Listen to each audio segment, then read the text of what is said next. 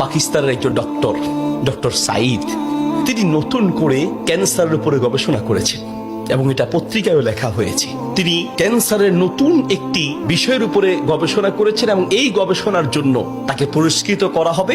এই জন্য তিনি নিজের দেশ ছেড়ে আরেকটি দেশে যেতে হবে। তিনি সেই দেশে যাওয়ার জন্য বিমানের টিকিট কাটলেন। তিনি তার জীবনে দোয়ার যে ফল, দোয়ার মাধ্যমে যে কি করে অসম্ভব সম্ভব হয় তার বাস্তবতা তিনি নিজ মুখে বলছেন যে আমি বিমানের টিকিট কাটলাম, বিমানে উঠলাম, মনে বড় আনন্দ। দীর্ঘদিনের গবেষণার পরে আজ আমি পুরস্কার পেতে চলছি। বিমানে ওঠার পরে 1 ঘন্টা কোন রকম বিমান চলার পরেই আমাদেরকে পাইলট বলল যে আপনারা বেল শক্ত করে বাঁধেন, কারণ বিমানের যান্ত্রিক ত্রুটির কারণে সামনে আগাতে পারবে না। আশেপাশের যে কোনো একটা এয়ারপোর্টে আমরা সুযোগ পেলেই সেখানে ল্যান্ড করব। তিনি বললেন। কিছুক্ষণ পরেই বিমানটা ল্যান্ড করলো। আমি একেবারেই ভেঙে পড়লাম যে আমার বোধহয় যাওয়া হবে না। বিমান ল্যান্ড করার পর জিজ্ঞেস করলাম এটা কি যাবে? বলছে যে ত্রুটি, এটা আজকে যাবে না। তাড়াতাড়ি বলছেন যে আমি সেই বিমান বন্দরে বিমান থেকে নেমে চলে গেলাম ইমিগ্রেশন কাউন্টারে, গিয়ে বললাম যে আমি তো ওই জায়গায় যেতে চাই। পরবর্তী বিমান কখন? বলছে পরবর্তী বিমান কমপক্ষে 16 ঘন্টা পরে, আর এই বিমান যাওয়া সম্ভব নয়। তাহলে আমি কি করব? বলছে আপনি একটা কাজ করেন, যতদূর এসেছেন 3 থেকে 4 ঘন্টার মধ্যে আপনি পৌঁছাতে পারবেন যদি দ্রুত একটা প্রাইভেট কার নিতে পারেন। বলছে আমি তাড়াতাড়ি সেখান থেকে বের হয়ে ব্যাগটা হাতে নিয়ে দৌড়াতে এয়ারপোর্টের বাহিরে গিয়ে এক প্রাইভেট কার ঠিক করলাম।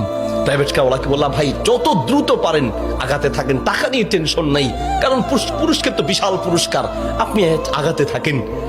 প্রাইভেট কার ড্রাইভার গাড়ি চালাচ্ছে। তিনি বলেন মোটামুটি কিছুক্ষণ যাওয়ার পরে হঠাৎ বিশাল তুফান শুরু হলো।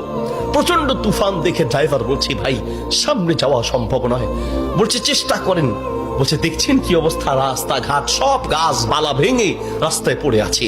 যখন তুফান আরো প্রচন্ড বাড়তে লাগলো আমি অবশেষে নিরাশ হয়ে বললাম যে জীবন বাঁচানো দরকার, পুরস্কার দিয়ে কি হবে, নিজেই যদি মরে যাই থাক, পুরস্কার চিন্তা নাই, সামনে যাওয়ার দরকার নেই। আশেপাশে বাড়ি ঘর দেখলেই কোন একটা বাড়ির সামনে গিয়ে দাঁড়ান, বাড়িতে গিয়ে অন্তত নিজের জীবনটা বাঁচাই। একটা ঘর দেখতে পেলেন, ড্রাইভার সেই ঘরের সামনে গিয়ে দাঁড়ালেন, দরজায় নক করলেন। একজন বুড়ো মহিলা বের হয়ে দরজা খুললেন।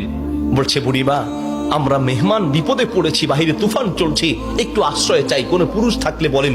বলছে ভিতরে চলে আসেন, কোনো পুরুষ আমার ঘরে নাই, তবে আপনারা বসেন, নিশ্চিন্ত থাকেন, আমি আপনাদের মেহমানদারির ব্যবস্থা করি।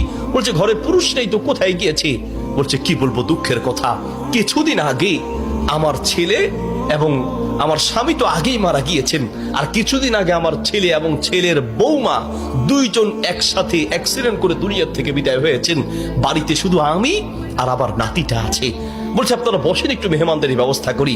মেহমানদারি হিসেবে কিছু খাবার দিয়ে ডক্টর সাইদের সামনে দিলেন, আর বুড়িমা তিনি নামাজে দাঁড়ালেন। নামাজ শেষের দিকেই তার নাতি হাউমাউ করে চিৎকার করে কান্না শুরু করলেন। প্রথম থেকে কাঁদছেন অল্প আস্তে আস্তে, পরে প্রচন্ড চিৎকার। ডক্টর সাইদ বলেন বুড়িমা আপনি কি করছেন, একটু নাতিটাকে নিয়ে আসেন, এইভাবে কাঁদছে কেন? পরে নাতিটাকে কোলে করে নিয়ে আসলেন। ডক্টর সাইদ জিজ্ঞেস করলেন যে তার চেহারা পুরো নীল হয়ে আছে, তার কারণটা কি, ওর কি রোগ হয়েছে? বলছে ডাক্তার সাহেব কি বলবো দুঃখের কথা, আল্লাহ আমাকে পরীক্ষা করছেন। আমার স্বামী তো অনেক আগেই দুনিয়া থেকে বিদায় হয়েছে, আমার সম্বল ছিল আমার ছেলে, সেই ছেলেটাকে আল্লাহ নিলেন, ছেলের বৌমাকেও নিয়ে গেলেন। আমার এই নাতিটা কোন রকমে আমার কাছে ছিল, তাই সে যায় নাই, এই জন্য অ্যাক্সিডেন্ট করে তারা মারা গিয়েছে, কিন্তু ছেলেটা রয়ে গেল।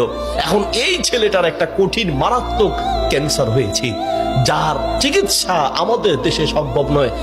ডাক্তার সাইদ বলছে আপনি কি দেখিয়েছেন? বলছে হ্যাঁ, এটা নতুন ধরনের ক্যান্সার, এলাকায় যাকেই দেখাই সবাই একই কথা, আমাদের পক্ষে সম্ভব নয়। তো ডাক্তাররা কি পরামর্শ দিয়েছে? বলছে পাকিস্তানে যেতে। পাকিস্তানে একজন ডাক্তারের নাম বলেছে, তিনি এই নতুন রোগের, এই নতুন ক্যান্সার উপরে তিনি গবেষণা করেছেন, তার কাছে গেলে নাকি ভালো হবে।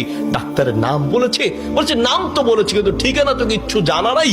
কিন্তু আমার বিশ্বাস, আমি প্রত্যেক নামাজের পরে এবং সেজদায় গিয়ে আল্লাহর কাছে দোয়া করি, কারণ আমার বিশ্বাস মানুষের পক্ষে অসম্ভব হতে পারে, আল্লাহর পক্ষে অসম্ভব বলতে কিচ্ছু নাই। আল্লাহু আকবার। আমি প্রতিদিন নিয়মিত আল্লাহর কাছে দোয়া করি, মালিক আমি তো সেই ডাক্তার হসপিটাল কিচ্ছু চিনি না, আমার পক্ষে চেনা সম্ভব নয়, তার কোনো ঠিকানাও কার জানা নাই। তিনি নাকি পাকিস্তানের ডাক্তার। বুড়িমা বলেন তো সেই ডাক্তারের নাম কি?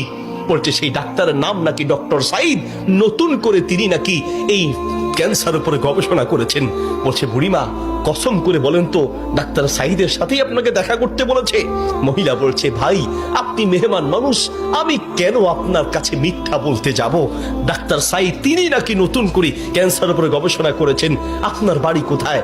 ডাক্তার সাইদ বলল বুড়িমা আমি আপনাকে কসম করতে বলেছি এই জন্য যে আমি বড় অবাক হয়েছি, আল্লাহ যে বান্দার দোয়া কিভাবে কবুল করেন, আল্লাহ যে মানুষের দোয়া কিভাবে কবুল করেন, আমি এখন বুঝতে পেরেছি কেন আমার বিমান নষ্ট হয়েছে, আমি এখন বুঝতে পেরেছি কেন আমি প্রাইভেট কারে উঠেছি, আমি এখন বুঝতে পেরেছি কেন তুফান শুরু হয়েছে, আমি এখন বুঝতে পেরেছি লক্ষ লক্ষ বাড়ি ঘর থাকতে কোথাও না গিয়ে আপনার বাড়িতে কেন এসেছি, আমি এখন বুঝতে পেরেছি আল্লাহ বান্দার দোয়া কিভাবে কবুল করে। বুড়িমা আপনি যে ডাক্তার সাইদের জন্য দোয়া করছেন সেই ডাক্তার সাইদের কাছে পাকিস্তানে যেতে হবে না, টেনে টেনে তাকে আপনার বাড়িতে নিয়ে এসেছেন, আমি ডাক্তার সাইদ আপনার বাড়িতে উপস্থিত আছি। আল্লাহু আকবার। প্রিয় ভাইয়ের আমার, আসা আন তাকরাহু শাইআন ওয়া হুয়া খায়রুল লাকুম ওয়া আসা আন তুহিব্বু শাইআন ওয়া হুয়া শাররুল লাকুম। আল্লাহ বলে বান্দা শোনো, আমরা অনেক সময় দোয়া করতে গিয়ে আমরা অলসতা পেশ করি, অথবা অচেতন হয়ে যাই, অথবা দোয়া করার ক্ষেত্রে আমাদের ইয়াকিন থাকে না। কারণ হুজুর কত দোয়া করছি, কত বলছি আল্লাহর কাছে, কই না হুজুর আল্লাহ তো শুনে নেই, ঠিক না?